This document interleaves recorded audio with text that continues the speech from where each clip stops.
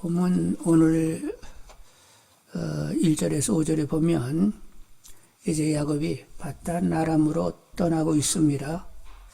라반 외삼촌 집에는 두 딸이 있어요.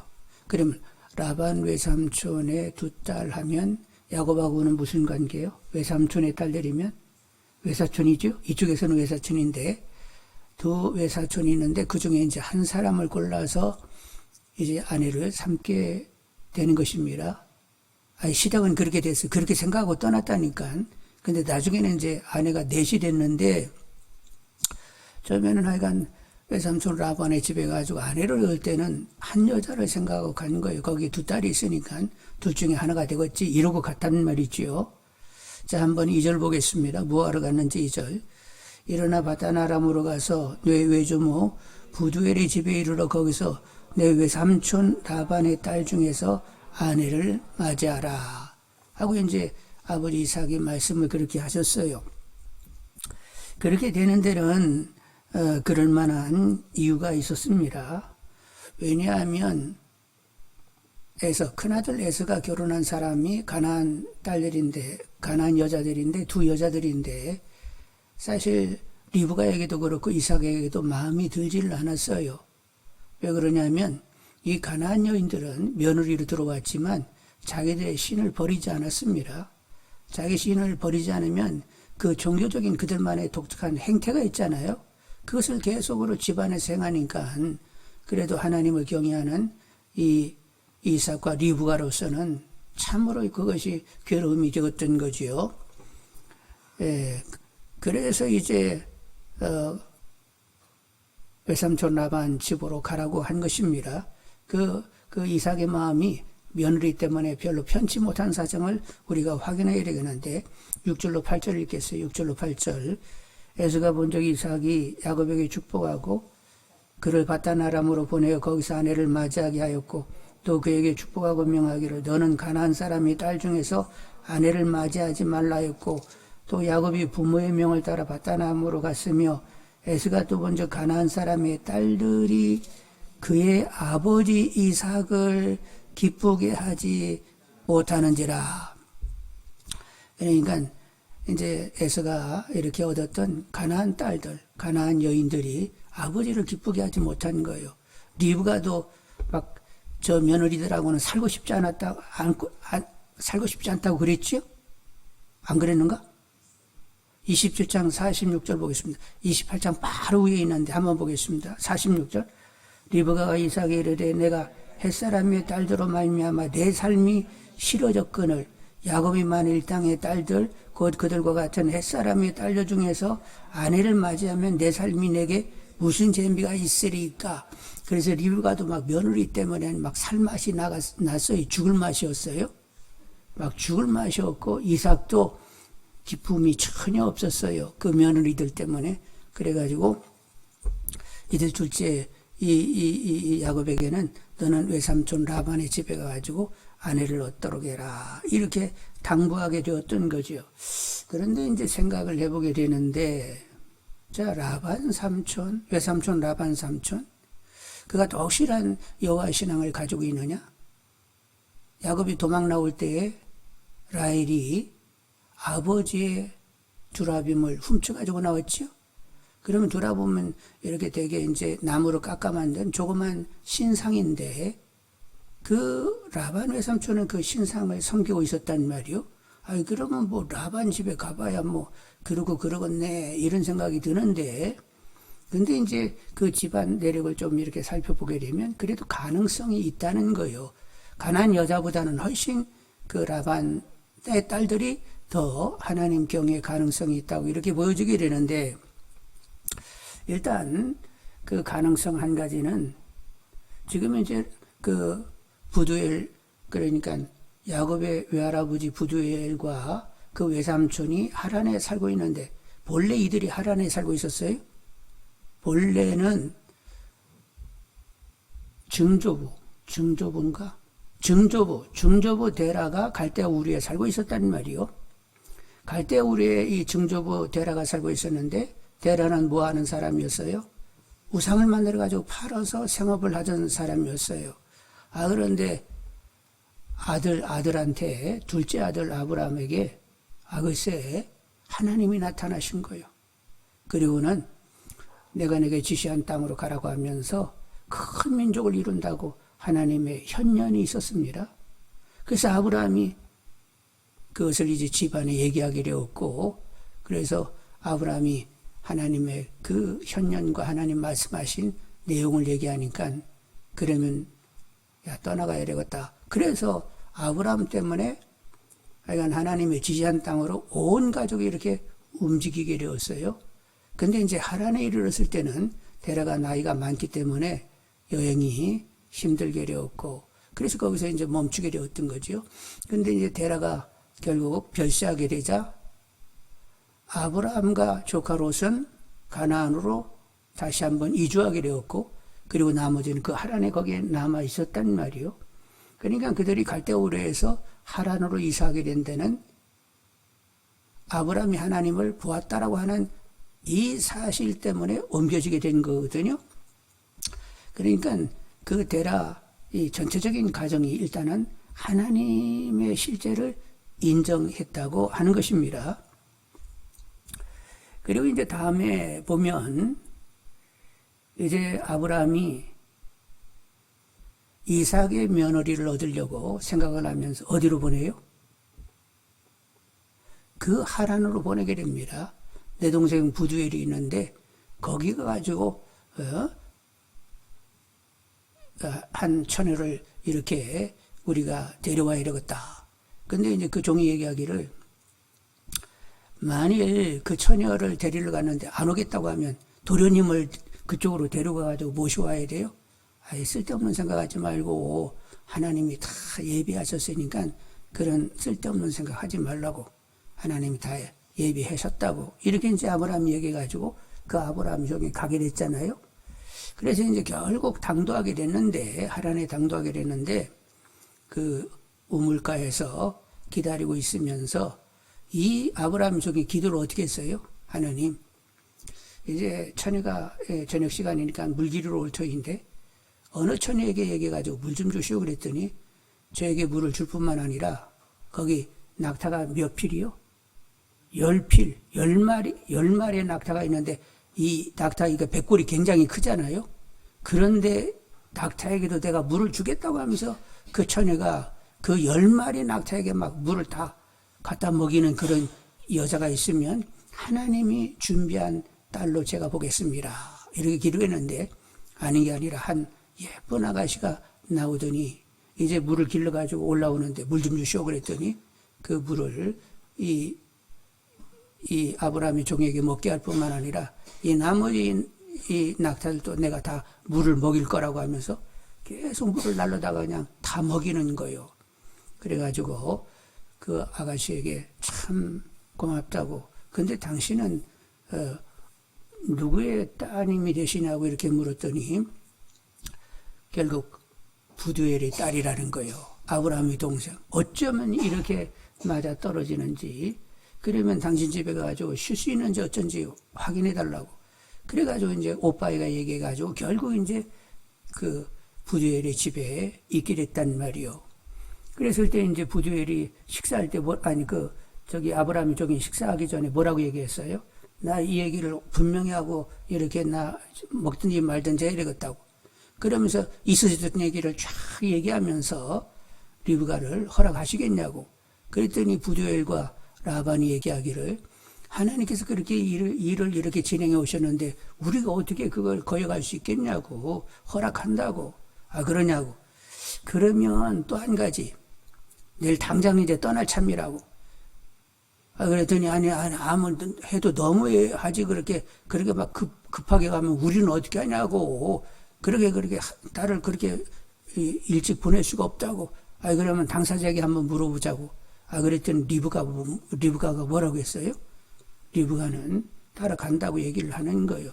그러니까 이제 리브가도 보니까 그 뒤에 일들의 진행을 보면 리브가도 사실은 믿음이 없는 여인이 아니요. 믿음이 있었어요.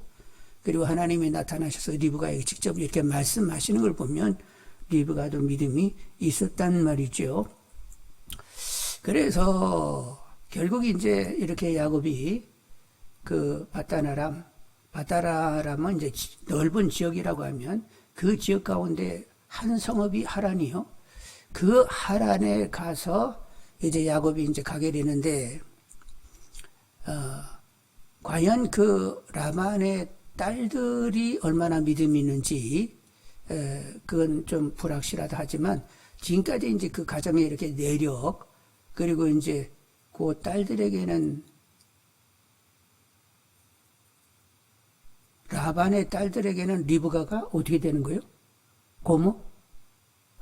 고모의 믿음, 뭐 이런 집안 전체적인 어떤 내력을 보면, 가나안 여인들보다는 이 라반의 딸들이 하나님을 경외할 가능성은 훨씬 컸다고 보는 거예요. 근데 나중에 보니까 그들이 믿음을 갖지요.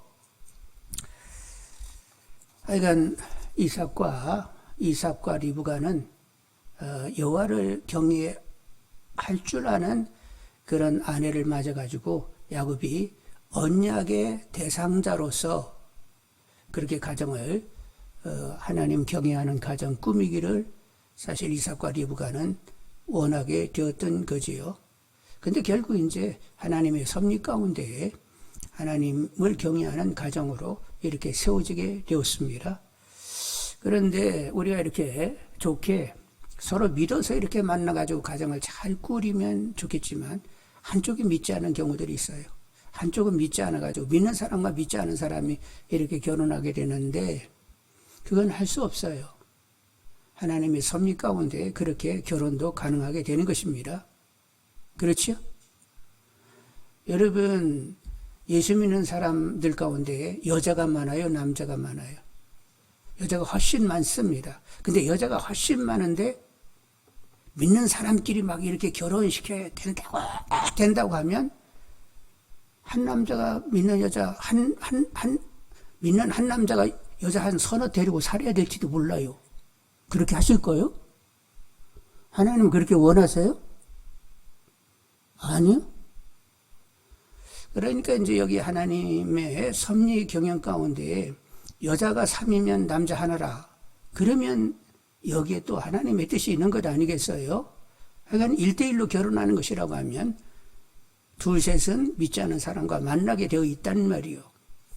그러면 이런 사정 가운데 하여간 더 깨어서 기도하면서 혹여 믿지 않는 사위며느리를 맡게 된다 할지라도 하나님께서 그에게 역사하셔서 결국 하나님을 믿어 하나님 원하는 이런 가정이 되도록 계속 기도하시는 분들이 되기를 원합니다.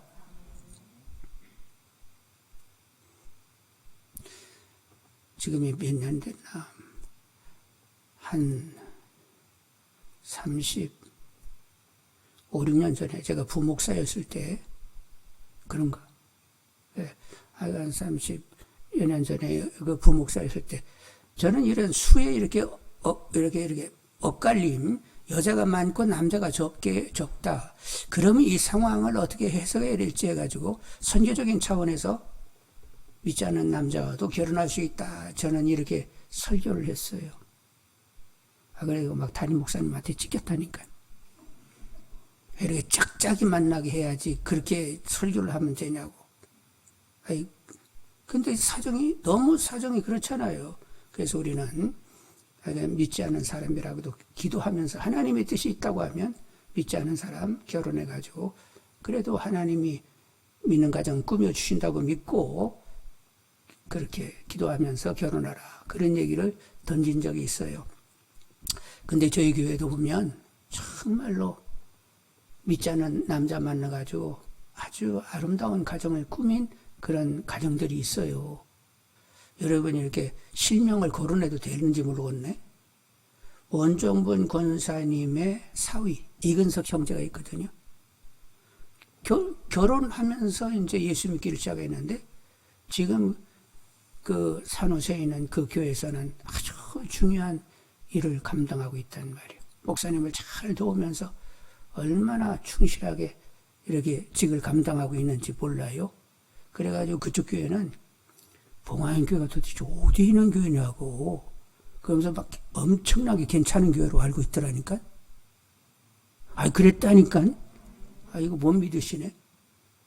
그래서 이제 이근석 형제를 보면서, 와, 저런 사람을 이렇게 키워가지고 보낸 그 교회, 굉장하겠다. 막 이런 얘기들을 하더라고요. 그리고 이제 또, 이본 장로님의 조카 사이, 최원환이라고 아시는지 몰라. 지금 이제 태국에 가 있는데, 그 친구도 이제 믿지 않은 사람이었는데, 예수 믿기로 하면서 이렇게 결혼했는데, 아주 신실하게 이렇게 믿음 생활을 잘 하잖아요. 여러분, 사람은 사람을 변화시킬 수는 없습니다. 사람이 아무리 막 이러고 저러고 이러고 해가지고 결정적인 변화는 누구에게 달렸어요? 이게 심령의 변화는 하나님만이 하실 수 있는 일이요. 근데 하나님은 변화를 주시는 줄 압니다. 사도 바울이 말씀하시기를 고린도전서 3장 6절에 나는 심었고 아볼로는 물을 주었으되 오직 하나님께서 자라나게 하셨나니 그런즉 심는 이나 물 주는 이는 아무것도 아니로되 오직 자라게 하시는 이는 하나님뿐이니라. 그러니까 물 줬다고 심었다고 해가지고 딱 막 물 줬어요. 막 다 심었다고요. 그런데 사도 바울은 뭐라고요? 아무것도 아니로되. 사람이 뭐 씨를 뿌리고 막 물을 줬다고 해가지고 다 자라는 게 아니라는 거요. 결정적으로는 자라게 하시는, 생명을 주시고 결정적으로 자라게 하시는 분은 누구라고? 하나님뿐이요. 그러니까 우리가 할 수 있는 일은 뭐요? 기도하는 일입니다. 하나님이 하시기 때문에 우리는 기도해야 된단 말이요. 그래서 믿지 않는 사위나 믿지 않는 며느리라 할지라도 하나님이 어둠 가운데 빛이 있으라 말씀하셔서 빛을 허락하신 것처럼 생명의 복음의 빛을 그에게 비추셔서 생명으로 거듭나게 하시고 정말로 한 가정 잘 아름다운 하나님을 경외하는 예배하는 가정이 되게 해달라고 기도하시기를 원합니다. 그래서 개인적으로도 기도해야 되지만 구역에서 모였을 때, 선교회가 모였을 때 각 가정들이 그렇게 하나님을 경외하는 가정이 되도록 더 힘써 기도할 수 있기를 원합니다. 자, 이제 야곱은 떠났어요. 그래서 먼 여행이 되는데 지금 로제에서 출발 아니면 부엘세바에서 출발해가지고 하나님까지 가는데 한 800km 된다고 해요. 약 800km. 그러면 심리가 4km니까 800km 하면 2000이 정도 떨어져 있다고 볼 수가 있겠네요. 하루 사람 몇 리 걸을 수 있어요? 잘 모르겠네. 안 걸어봐가지고. 하루 몇 리? 한 60리 걸으면 되려나? 60리? 왜냐면 이게 계속 걸어야 되잖아요. 그러니까 막 하루 왕창 걸으면 한 3, 4일에 몸 살라가지고 주저앉으면 어떻게 해? 그러니까 이렇게 평균 얼마 정도 이렇게 걷기로 한다라고 하면 좀 넉잡고 한 60리. 60리면 4, 6, 24. 24km 정도 이렇게 간다고 하면 한 33일 걸리는 거예요. 그런데 더 걸릴지도 모르겠네. 계속적으로 이게 걸어야 된다고 하면 하여간 뭐 한 달 반이 될지 2달이 될지 그렇게 긴 여정에 여행을 가게 됐습니다. 이제 부엘세바에서 출발해가지고 어디에 다다랐다고요? 루스라고 하는 성 가까이에 이르게 되었습니다. 더 가야 되는데 해가 떨어져가지고 이제 들에서 그 하룻밤을 이렇게 지내게 되었는데, 근데 부엘세바에서 여기 루스 성까지도 85km요. 그래서 85km면 하루에 60리 정도 걷는다고 하면 적어도 사흘 정도는 걸었던 거예요. 그래서 돌베개하고 나그네들은 대개 무엇을 이렇게 덮고 자요? 겉옷을 덮고 잠을 청하게 되었습니다. 그런데 꿈중에 하나님이 나타나셨습니다. 12절 보겠습니다. 12절 같이 읽습니다. 꿈에 본즉 사닥다리가 땅 위에 서 있는데 그 꼭대기가 하늘에 닿았고 또 본즉 하나님의 사자들이 그 위에서 오르락내리락 하고. 이제 꿈에 하나님이 나타나셨어요. 이야, 하나님이 이렇게 나타나셨다라고 하는 것도 이게 보통 일이 아니잖아요. 여러분, 아무에게 하나님이 나타나시는 하나님 아니요. 하나님이 나타나셨다. 근데 어떻게 이렇게 하나님이 나타나시게 되었는가? 야곱이 거룩해서 나타나는가? 아니요. 눈이 어두운 아버지를 속여가지고 형이 받을 축복을 받고 지금 떠나오는 거잖아요. 여기 이렇게 처음에는 아내를 구하러 오는 것처럼 되어 있지만 사실은 형 에서가 이제는 아버지 돌아가면 동생을 죽이려고 하는 이 마음을 가지고 있기 때문에 피신을 시키고 있는 이런 사정이었단 말이요. 물론 이제 아내를 구하러 가는 것도 가는 거지만 사실은 도망하는 경우였습니다. 별로 의롭지 못하게 이렇게 떠나고 있는데 거룩하신 하나님이 의롭지도 못한 야곱에게 이렇게 나타나시는 것을 왜 나타나셨을까? 혼쭐 내시려고 나타나셨을까? 그런데 그 뒤에 말씀하시는 것을 쭉 보면 혼쭐 내는 것은 아니었어요. 왜 나타나셨느냐? 하나님이 그를 사랑하기 때문에 그에게 믿음 주시고 용기를 주시기 위하여 이렇게 나타나셨다 하는 것을 알 수가 있는데, 이제 먼저 생각할 것은 하나님이 기대하지 않았는데도 하나님이 나타나시게 된 것입니다. 16절 한번 보겠습니다. 야곱이 잠이 깨어 이르되 여호와께서 과연 여기 계시거늘 내가 알지 못하였도다. 그냥 전혀 생각지도 않았는데 하나님이 나타나셨다는 거요. 그런데 여러분, 전혀 생각지도 않은데 하나님의 나타나심은 확실한 믿음을 주게 됩니다. 확실한 믿음이 돼버려요. 하나님의 현현을 한번 보면 그냥 확실해져 버린다니까, 믿음이. 아브라함이 갈대 우르에 살고 있는데 한번 딱 나타났다. 그러더니 본토지적 아비 집을 떠나가지고 하나님의 지시를 따라가지고 가나안으로 옮기게 되잖아요. 모세가 신에서 하나님을 만났다. 애굽에 가가지고 백성들을 이끌어내라고 하니까 결국은 가게 된단 말이요. 사도 바울, 부활하신 주님을 다메섹 도상에서 만나게 되었어요. 그렇게 되니까 그의 삶을 완전히 깨끗이 주님으로 하여 드리게 되었단 말이요. 그래서 우리도 하나님 격하게 만나 주시라고 기도하시는 분들이 되기를 원합니다. 계신지 안 계신지 모르고 다 이런 수준이 아니고 하나님 진짜 생생하게 살아계시네, 이렇게 경험될 수 있도록 해 주시라고 기도하시고 또한 헌신이 있기를 원합니다. 그리고 이제 하나님의 음성을 들을 수 있기를 원합니다. 하나님이 이제 야곱에게 말씀하시는데, 너는 어떤 정체인가를 말씀하시는 거예요.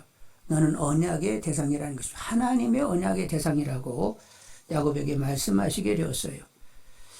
아버지 이삭이 또 이렇게 축복하시면서, 야, 너는 조부와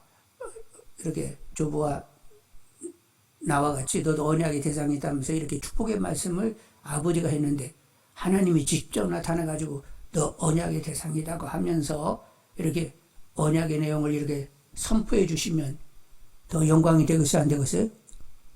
육신의 아버지보다는 하나님이 말씀하시는 것이 훨씬 영광이 되겠지요?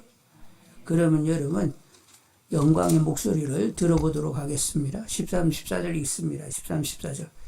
또 먼저 여호와께서 그의 수서 이르시되 나는 여호와니 너의 조부 아브라함이 하나님이요 이삭이 하나님이라. 내가 누워 있는 땅을 내가 너와 내 자손에게 주리니 내 자손이 땅의 티끌과 같이 되어 내가 서쪽과 동쪽과 북쪽과 남쪽으로 퍼져나갈지며 땅의 모든 족속이 너와 내 자손은 말미암아 복을 받으리라 하고 하나님이 말씀하셨어요.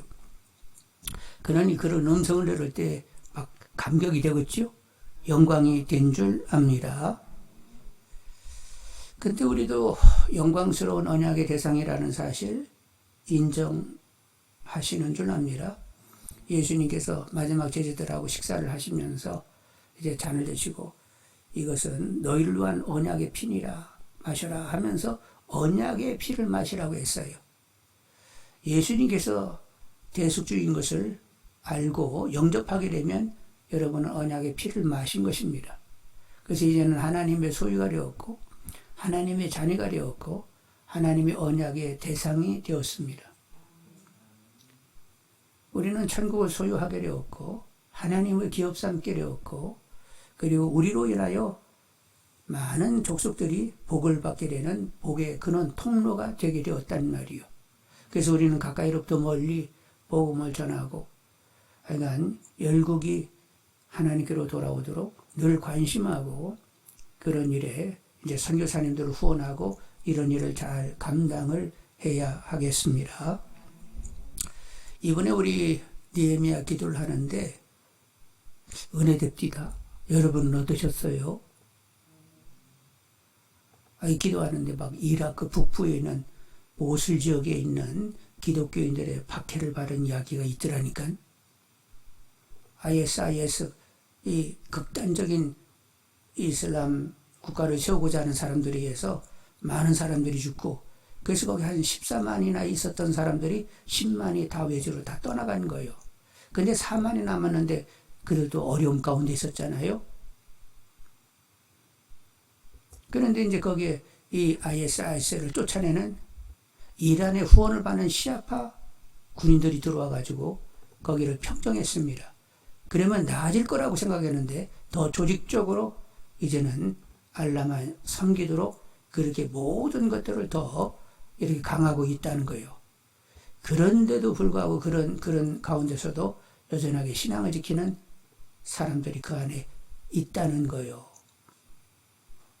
그래서 이제 그들로 와 이렇게 기도하게 되는데, 그래도 그들로 와 이렇게 알고 기도할 수 있게 된 것이, 와, 이거 하나님의 은혜이다.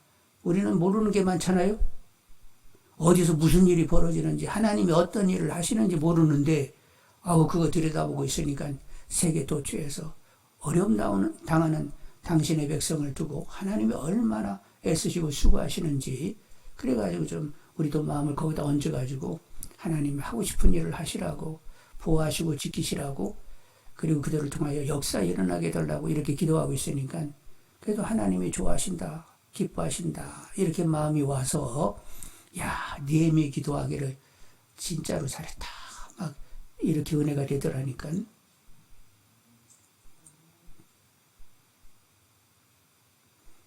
은혜 안 됐어요? 하여간 은혜가 누려지기를 원합니다.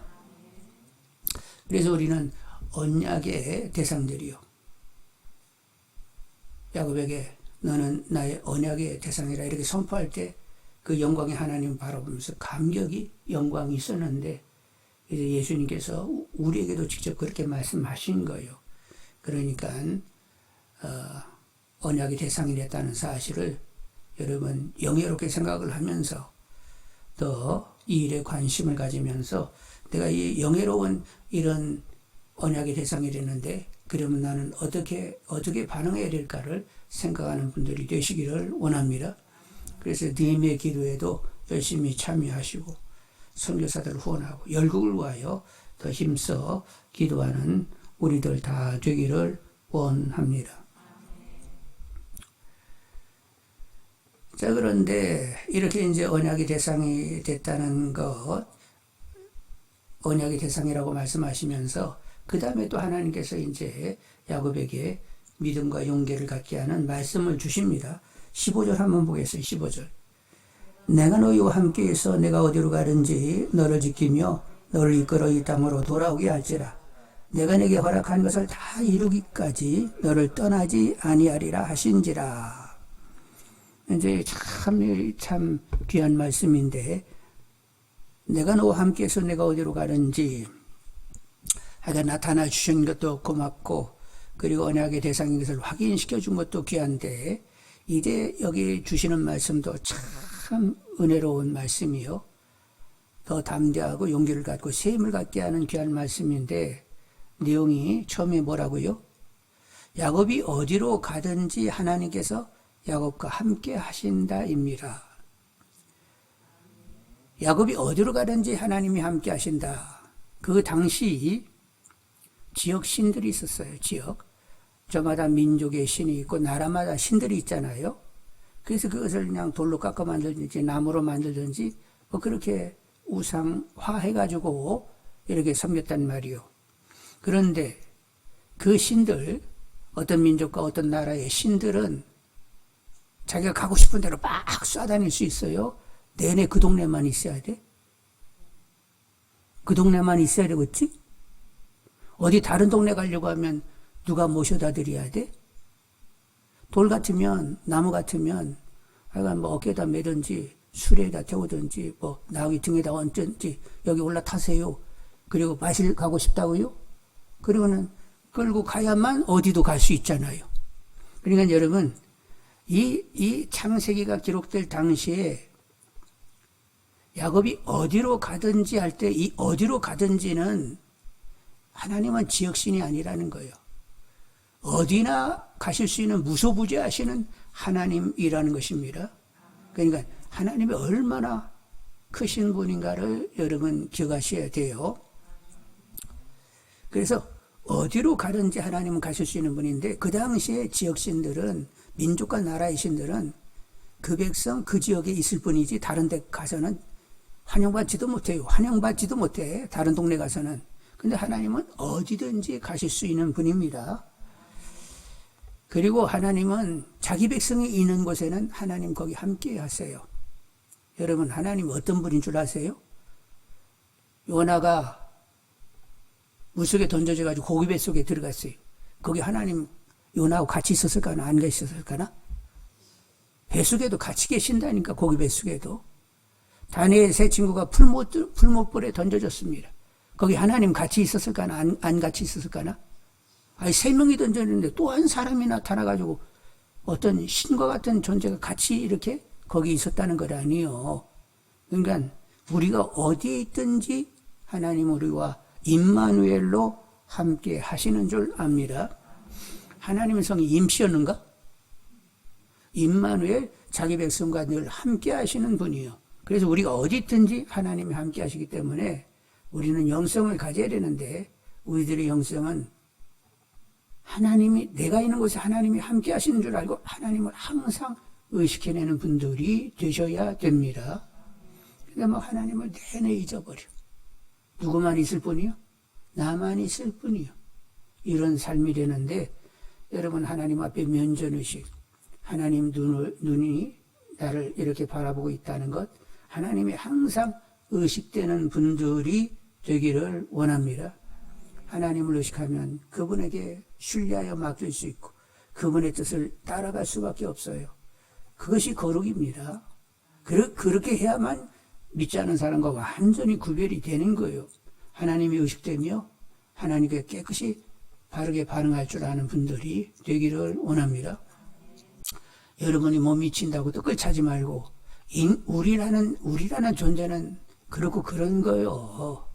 둔하고 멍청하고 부패되어 있고 그냥 그렇게 뭐 좋은 곳 속에 하나도 없어요. 그런데 하나님은 우리를 사랑하기로 작정했어요. 변화 주시기로 작정했습니다. 창세 전에 우리를 택하실 때 거룩하고 흠이 없는 자녀 만들어 이러면서 우리를 택정하신 거예요. 그러니까 나의 어떠함하고는 아무 상관도 없으니까 나는 내 체질 하신 하나님 긍휼로 대하여 주시고 하여간 내가 있는 곳에 하나님은 언제나 함께 하시는 분인데 의식되게 하시고 바르게 반응할 수 있게 해달라고 더 깨어서 기도하는 분들이 되시기를 원합니다. 하나님이 의식되는 만큼 바르게 반응할 수 있습니다. 의식이 안 되면 그냥 이미 나로 그냥 사는 거요. 그러니까 하나님이 의식되게 해달라고 더 기도하는 분들이 되기를 원합니다. 야곱이 어디로 가든지 함께 하신다. 그 하나님을 의식하며 야곱은 살아야 되는 거지요.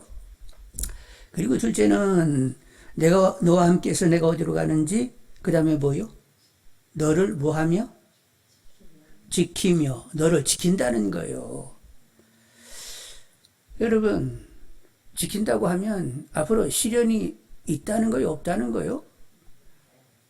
시련이 있다는 거요. 아니, 시련도 없고 평안하면 뭐 하나님이 지킬 일이 뭐 있어요. 그냥 너 편안하게 살아 하고 신경 끄시면 되지. 그런데 우리들 삶 가운데는 계속 생의 위기가 나타나게 된다는 거예요. 그래서 하나님이 지키셔야만 된다는 것입니다. 근데 우리에게 당하는 그런 여러 가지 시련들, 시험들, 뭐 여러 가지 위기들, 곤고함들 다 누구의 허락이라고? 하나님이 허락지 않으면 있을 수 없는 일이요. 하나님이 허락하시면 그 일을 통하여 이루실 일이 있는데 시련이 딱 주어지게 되면 어떻게 하라고? 하나님께 집중하라는 사인이요. 뭐 인간 방법으로 풀어내려고 애를 써가지고 풀어지는 건 아니고 일단 하나님께 집중하기로 있습니다. 그리고 회개하셔야 돼요.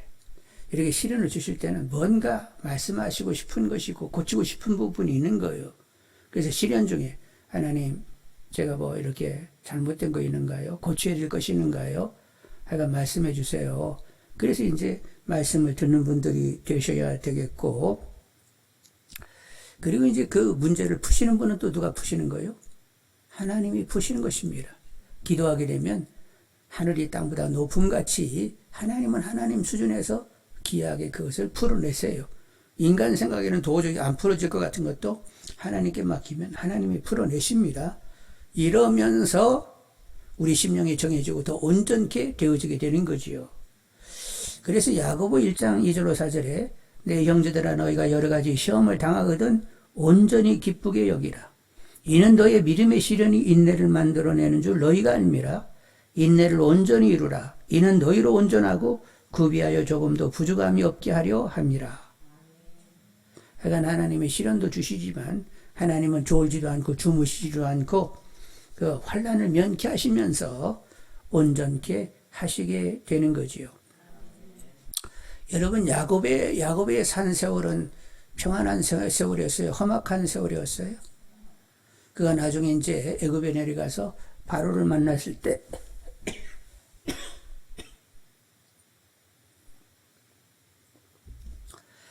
내가 내 조상들과 견주면 별로 그렇게 오래 산 건 아니지만 나의 세월은 험악한 세월이었어 하면서 자기 얘기를 하잖아요. 야곱이 하여간 여러 가지 어려움이 있었는데 그러나 그 위기 때 야곱은 누구를 찾았어요? 하나님을 찾으면서 하나님이 풀어내시는 것을 보게 되었고 더 믿음이 강화되게 되었던 거지요. 하여간 하나님은 우리와 함께 하십니다. 하나님의 시선은 누구를 향하여 있어요? 나를 향하여 있습니다. 당신의 눈동자, 하나님의 눈동자 가운데는 누가 있어요? 우리들이 나가 있습니다. 졸지도 않고 주무시지도 않고 하나님은 잠도 없으셔. 잠은 없으시지. 육신이 아니고 영이시니까 졸지도 않고 주무시지도 않고 시련을 허락하시고 또 그 시련을 귀하게 풀어내시면서 우리를 정하게 하시고 더 온전케 만들어 가시는 거지요. 그래서 범사에 뭐하라고 했어요? 감사하는 것이 하나님의 뜻이라고 했습니다.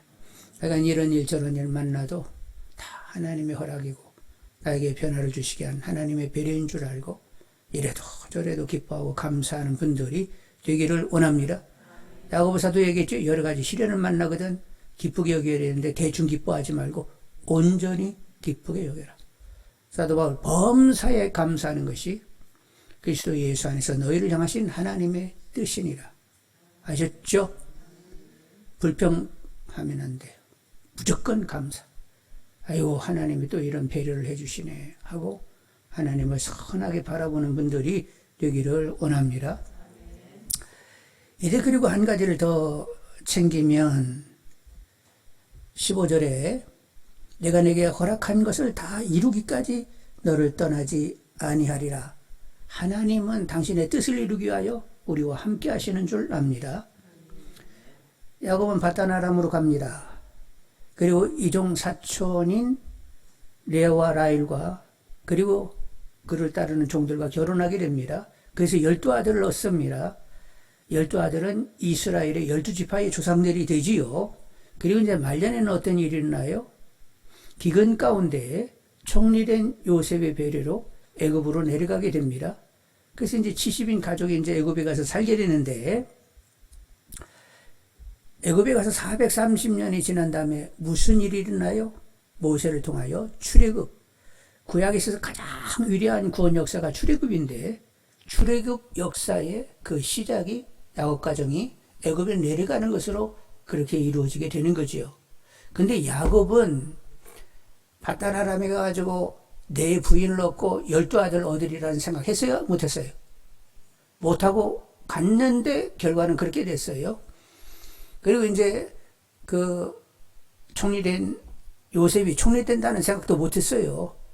예? 짐승에 물려가지고 형들의 안부를 물으러 갔다가 사나운 짐승에 물려가지고 다 찍게 죽은 줄만 알았잖아.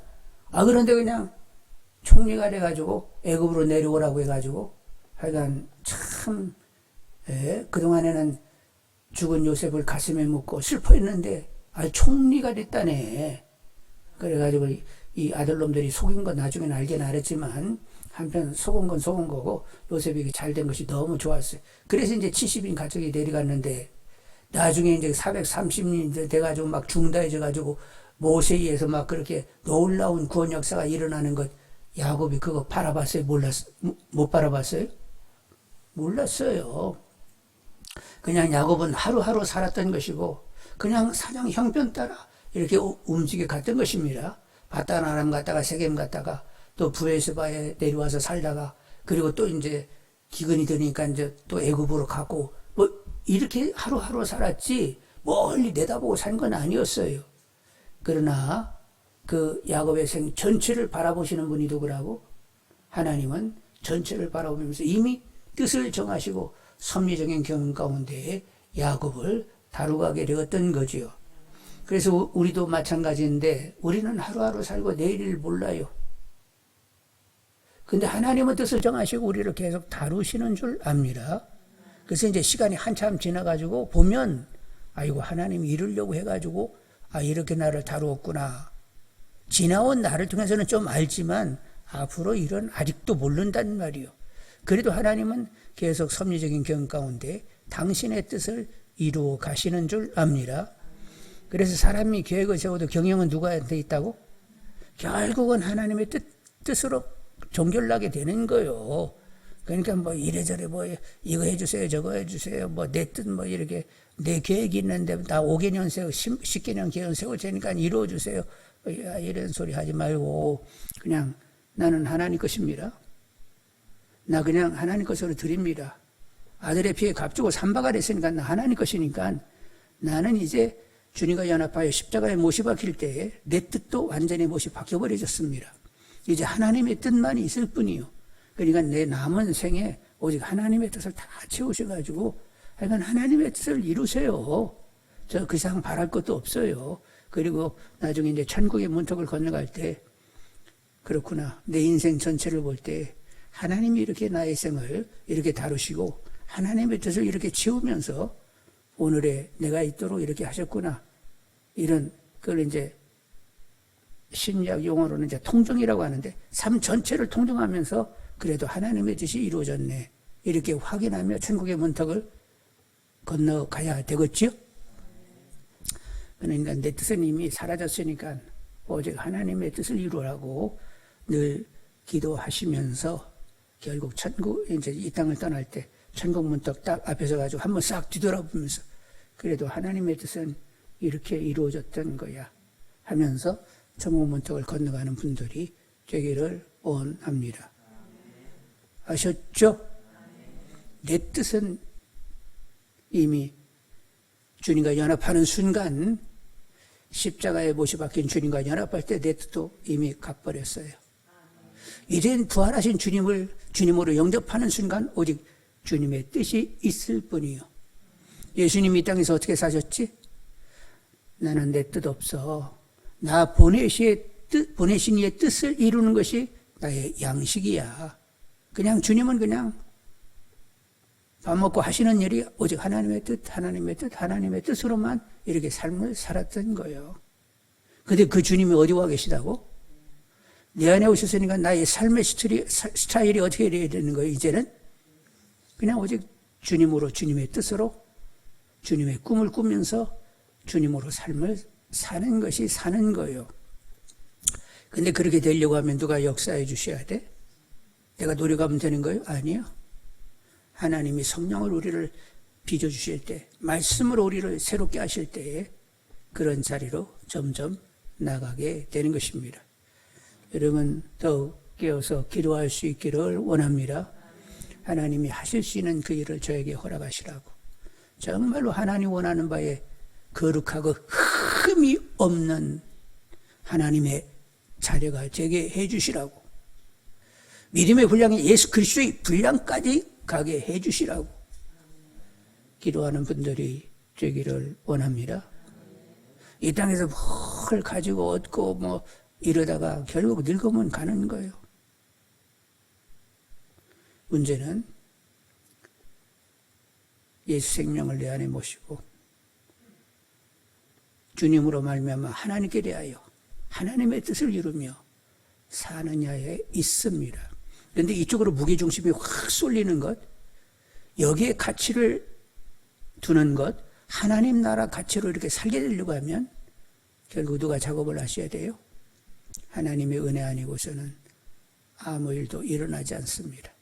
그리고 나는 이제는 더 이상 세상에 연연하지 말고 그냥 하나님 원하는 사람으로 나는 살 거야. 이렇게 마음이 가는 것도 누가 마음 주시는 거라고?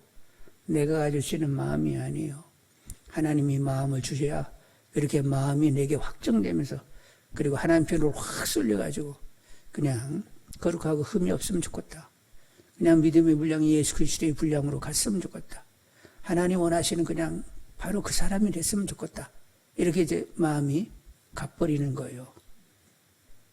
그러기 전까지는 그래도 세상에서 내가 뭘 좀 챙겨야 되는데 그래서 세상에서 좀 그래도 좀 여유롭게 좀 그래 문화적으로 가꾸고 꾸미고 막 이러고 저러고 이러고 저러고 막 그런 막 세상 것을 막 그렇게 묵상하고 생각하고 막 막 소원을 두고 막 그러니까 막 그렇게 막 산단 말이요.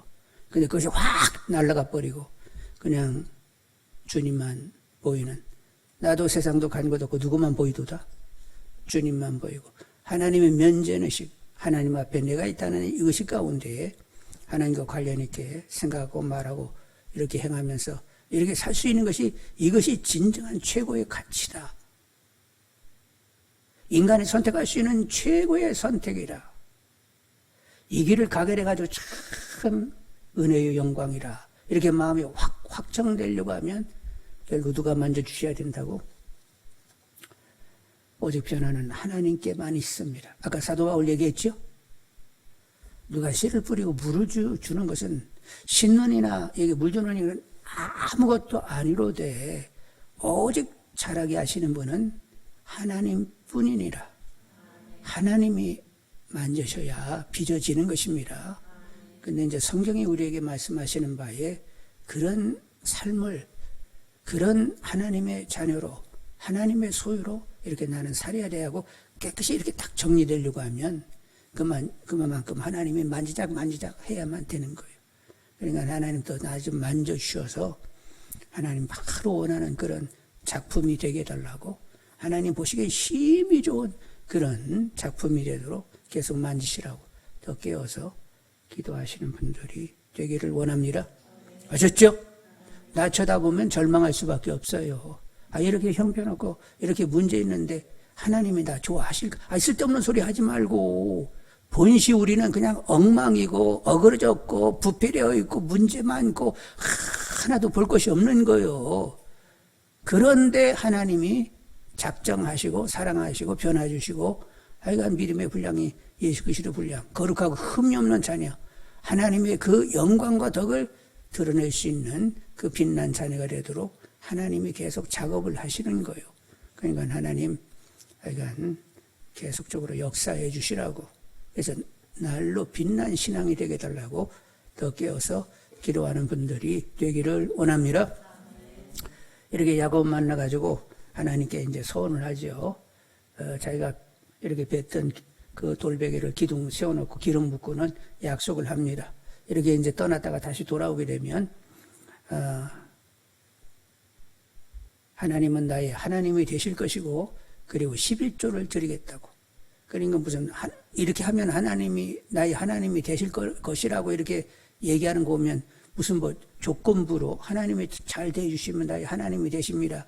이런 식으로 이렇게 얼핏 들릴 수 있는데 그렇게 들으시면 안 되고, 하나님은 나의 하나님이신데 그렇게 저의 생을 꾸려주시게 되면, 진짜 하나님이 나의 하나님이신 것이 더 감격적으로 다가오게 되겠고, 그리고 11조를 드리겠다라고 하는 것은 10분의 1은, 나머지 10분의 9는 내가 알아서 쓰겠다는 거예요. 11을 드리면 10분의 9도 하나님 것으로 쓰겠다는 거예요. 하여간 내 전 인격과 삶 모든 가진 것을 하나님을 위하여 쓰겠습니다. 이런 다짐을 이제 끝머리 하게 되었던 거죠. 하여간 하나님께서 야곱을 이렇게 만나 주신 것, 이건 엄청난 은혜였습니다. 우리 잠깐 기도하겠습니다.